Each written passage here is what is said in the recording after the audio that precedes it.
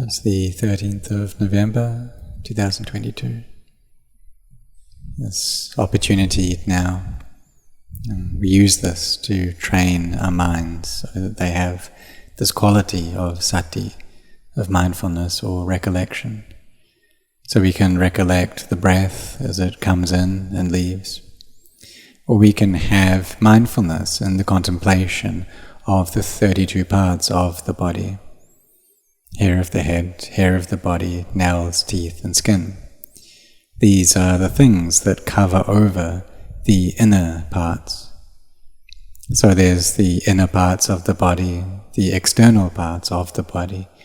There's hair of the head, hair of the body, nails, teeth, skin. So there are 5 of these, and then there are 27 inner parts. And the contemplation of these is a means to bring our minds to peace. Because for some practitioners, it's hard for them to just try to have mindfulness over a mantra or a meditation word such as Buddha. And especially modern people, their minds and the proliferation of the mind is modern as well. And so they like to think, like to contemplate, to go over things. So we can use that thinking to bring the mind to peace.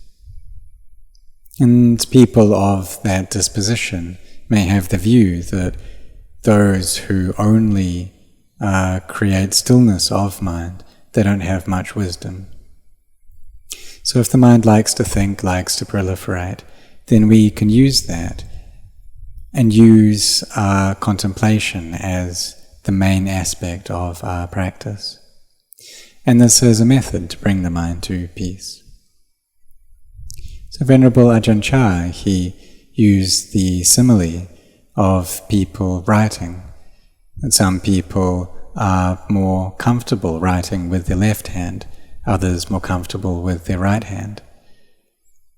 And so the different ways in which we're skilled or which we are proficient do differ. It's like this with sport as well. Some people are more naturally skilled at kicking with their left foot and others with their right.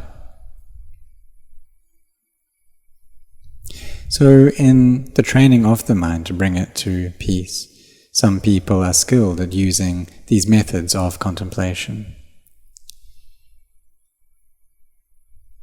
And so they may contemplate the body, seeing it as being unattractive, or as a heap of 4 elements that have come together. And this can have the effect of bringing the mind to stillness and peace, into a state of samadhi. However, we may have read the scriptures, which can say that training in contemplation like this, it won't bring the mind into a one-pointed state. And the highest level of peace it can bring is that of upajjhara samadhi, this neighborhood, collectedness. But we shouldn't be doubtful over this, but rather just do it, just do the practice. Bring the mind to peace, get it to that state of upajjhara samadhi. And from there, the path to one-pointedness of mind will happen, unfold by itself. So that's not something that we need to doubt about. We may have read the scriptures that say that in order to see the Dhamma on a profound level, the mind needs to be in that one-pointed state. But we just get it to a state of peace, and then we contemplate, and we just carry on doing what we're doing now. And as we do that, then and carry on practicing along this path, then we'll see the Dhamma. So it's like when we listen to the Dhamma, then we hear these teachings of seeing all things, all material things, all physical and mental things as being empty. And then we see the Dhamma. We see the true nature of conventions and our mind becomes liberated. It goes above all of the contents of the mind, all of these sense impressions, It goes above happiness and beyond suffering, above birth and beyond death, to a state of pure emptiness. Because we've seen that all things are conventions. Like when the eye sees a form, that this form has colours, the colour of these material objects, and they vary in colour as well, depending on that form. But if there's no light present, then we won't see any colour, we'll just see darkness. But if there is light that's there, then these various colours appear. And we also see sizes as well. But we should contemplate to see that in truth, these things aren't actually there. They just arise from the mind's proliferations. And if the mind isn't proliferating, then there isn't anything. And then we can see that all these forms and all mental things are empty. But when the mind is deluded, it clings to this emptiness, and it doesn't see its truth. What it sees is a self. And this avijja, this ignorance delusion, is like this. But when we gather the mind together, then perhaps a state of knowing comes up, and the mind can reach vimutti, this liberation. So we can ask, well, when this happens, is the mind kind of necessarily in a state of one-pointedness? It doesn't have to be so. Like for me, when I was listening to the Dhamma, the mind just became still, and then knowledge arose. The heart became empty. And then there's the state of Buddha, this Buddha nature that appears. This Savaka Buddha appears. So we don't need to doubt about this.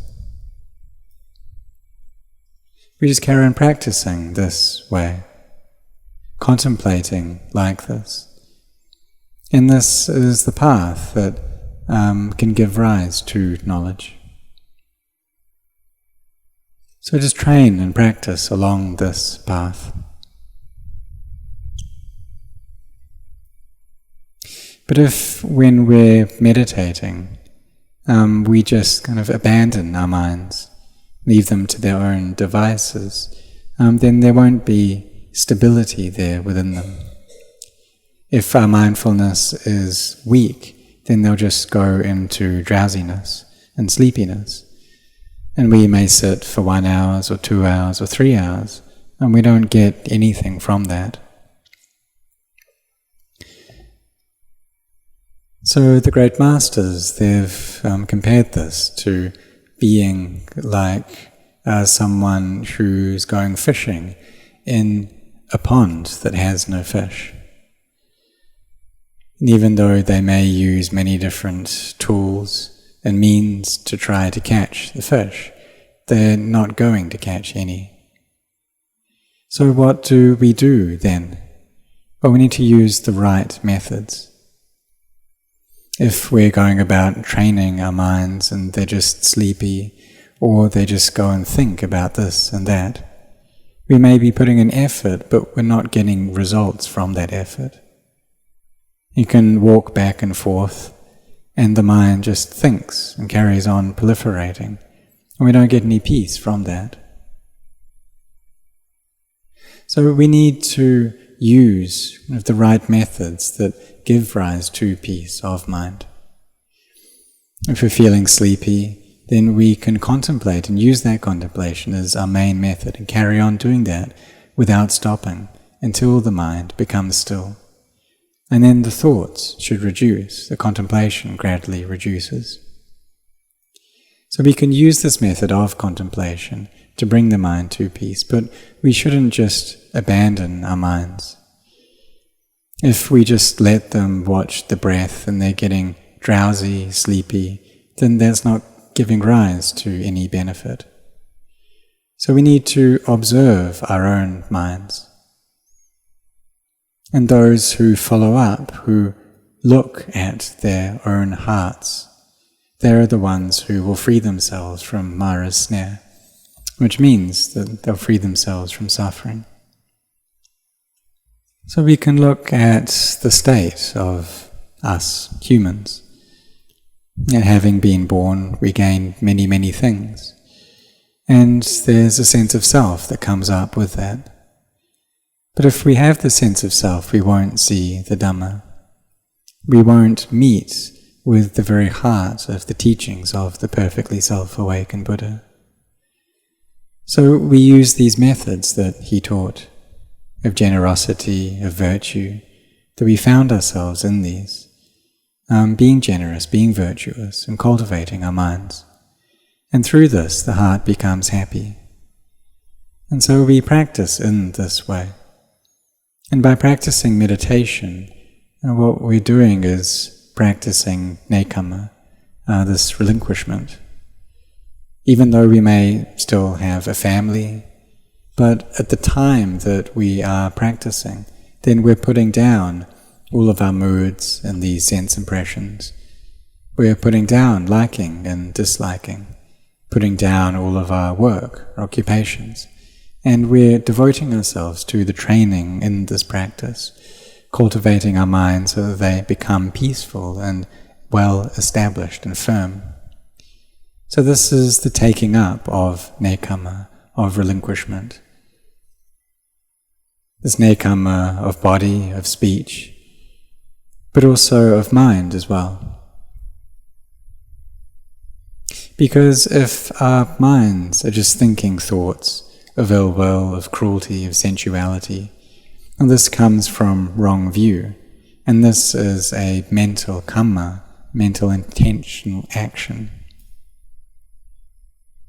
And so we bring up this wholesome kamma of this meditation, training the mind to be peaceful and still. And so this is the good kamma, that of this nekkhamma, of this relinquishment.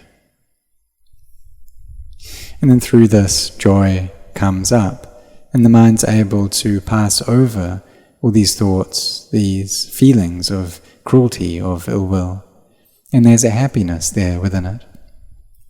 It passes over delight towards form, and it suppresses this. So that's what happens initially. It's a suppression, but not a destruction of the defilement. We hold these back with samadhi, and then we contemplate to see how all mentality and physicality is not self, is changing and is stressful. And at this point is when we destroy the defilements. So we're able to abandon our attachments little by little. The mind reaches into emptiness little by little. We reach nibbana little by little. This appears within the heart. And so we do this frequently, and through that we gain a confidence in this path of practice that this is the way. Even though we may start off with being someone who doubts a lot, but we rely upon the teachings of the great teachers, of these masters, and we practice following those. And then as we do that, then a confidence arises within ourselves that this is the right method, this is the way that will take us to seeing deeper levels of the Dhamma, to attaining to the Dhamma for sure. But we also need to be cautious as well, because when we get to the point where this piti, this rapture, arises with great strength, there's bright lights coming up, then it's also possible for us to get deluded in the path, for us to understand that this here is Maggaphala Nibbana. This is the paths, the fruitions, and Nibbana. So we need to be very careful here, because this piti, this rapture, it's just due to samadhi. It's not the rapture of seeing the Dhamma. It's a suppression of the defilements. So when I had been a monk for about 4 years, I reached a point where this rapture was appearing all throughout the day and night, and this happened for many months. There was also a conceit that came up. I was thinking, well, this body is something that's really coarse, and I just want to look at my mind and attain to the Dhamma through that. Abandon the defilements right there, because these defilements, they arise within the mind. But my teacher, he said to me, contemplate this body. Because he knew already, he had passed through the stage of practice already. But I thought, well, this mind right now, it's so subtle, and I don't want to contemplate the body. I just want to look at the mind, contemplate the mind. It's also attached to what I'd read in the scriptures. There was a sense of conceit that come up around that. Because in the scriptures it says that those people who have wisdom, they should contemplate the mind. But for those with very coarse lust, they should contemplate the body. And I wanted to be someone who was wise. I didn't want to be someone with coarse lust. But eventually I followed my teacher's instructions and contemplated this body, seeing it as being elements. And the more clearly that we see this, the more that the heart grows in its happiness and its joy. Seeing the body as being a heap of earth, water, fire, and air. So we may read about this in the scriptures and want to just go straight away to contemplating this body as being elements and trying to see that. But initially we may not see that. And why is that? It's because our samadhi isn't firm. Our minds are very fast, and so they want to get things very quickly, don't they? But it takes time. It's like planting a tree. It takes time for that tree to grow. And so it's the same with our practice of the Dhamma. We may want to reach Magga, Phala, Nibbana in 7 days, or 7 months, 7 years. But are we going to get that? In the scriptures it talks about this, about attaining to this in 6 years or 6 months, 6 days. The practitioners will be able to see the Dhamma, to attain to high levels of Dhamma. But that is for people who have mindfulness well established, whose samadhi is firm. But if we don't have those, we shouldn't go counting these 6 years or 6 months or 6 days. So we need to have this principle there first. We need to have this capital in order to make this investment first. So we should set our hearts on this path that will take us to attaining to Magga, Phala, Nibbana, contemplating so the mind comes to peace. Or we can use this word Buddha to bring the mind to peace. But be sincere in what you're doing, in whatever method is appropriate for your disposition. Have mindfulness in the body, seeing the body as just a body. And in the end you will see the Dhamma and attain to the Dhamma. So may you set your heart on this.